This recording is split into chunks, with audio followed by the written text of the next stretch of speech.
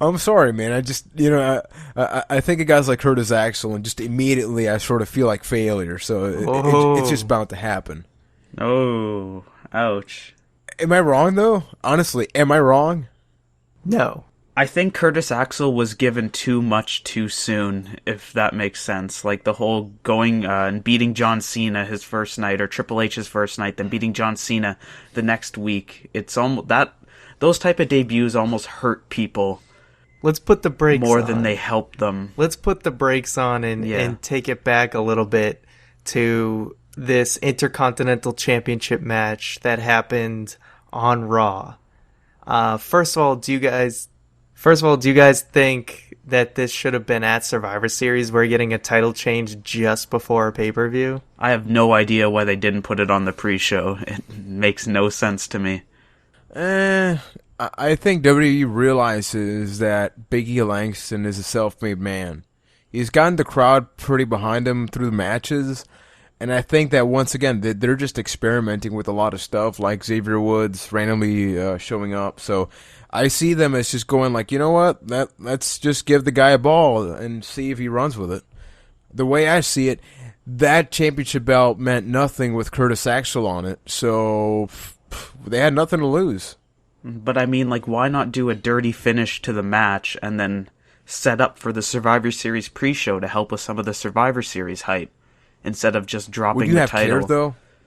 Would you honestly have cared though? It would have been indifferent, honestly. I guess that's a good point. Exactly. You make a good point, because now when they do the rematch, because they'll do the rematch at Survivor Series, I guarantee it. So they made people care by having Big E win the belt. So that was a good move. But my opinion, you were saying that they had nothing to lose by putting the belt on Big E, because nobody cares about Axel, and I completely agree with you.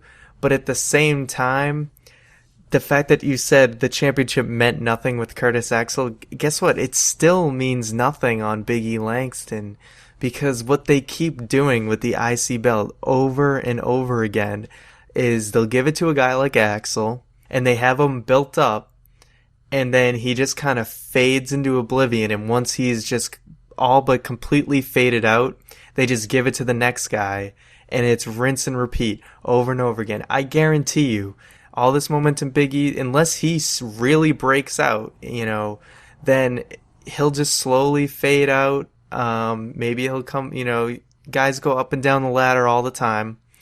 And then once he's not the flavor of the month, they just push the title on to the next guy. And that's why the belt never means anything, because they never build up its value.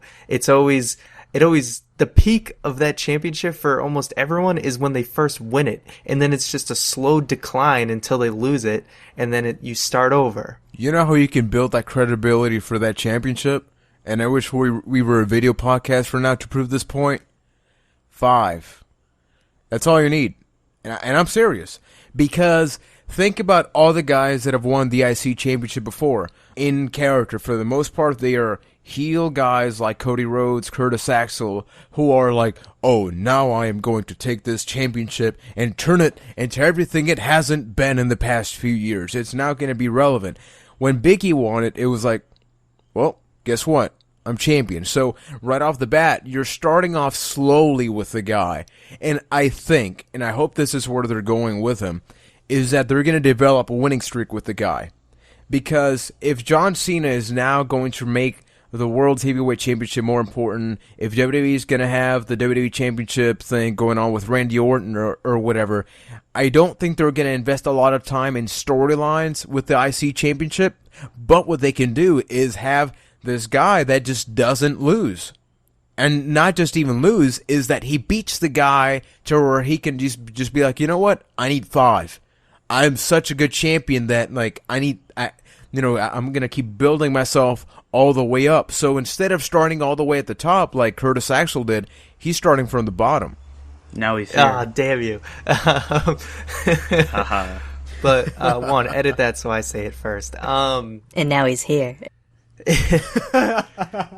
So, how would you feel if they did, maybe at a pay-per-view, they did a 5-count match for the IC belt? Big E starts this gimmick of, like he did in NXT, where after he wins the match, then he does his finisher again and then does the 5 count. But then this builds up to him in a match against somebody where it is literally a 5 count pinfall match. Think that's a good idea? It can work. Yeah. It can work. It could be like Rodney Mack's White Boy Challenge back in the day. It could be like he could be that kind of champion where... Man, you What? racist. It's That's what it amazing was because called. it's Kidding. such a perfect example. It's actually a great example, but Why it's is it a just great example? Out of anybody, Explain Rodney to Mack. me why is it a great example, Juan? It is a great example. I'm agreeing with you, man. And I'm asking why. Because you're racist. Because I'm freaking Puerto Rican. I'm the only I'm the only non-white guy in this podcast. It's something different. I mean, you're adding a credibility, not in just winning or losing a match. You're adding credibility by adding a stipulation to the match each time. So it's not just simply getting a 3 count. It's getting that thing that you don't get to see in other matches.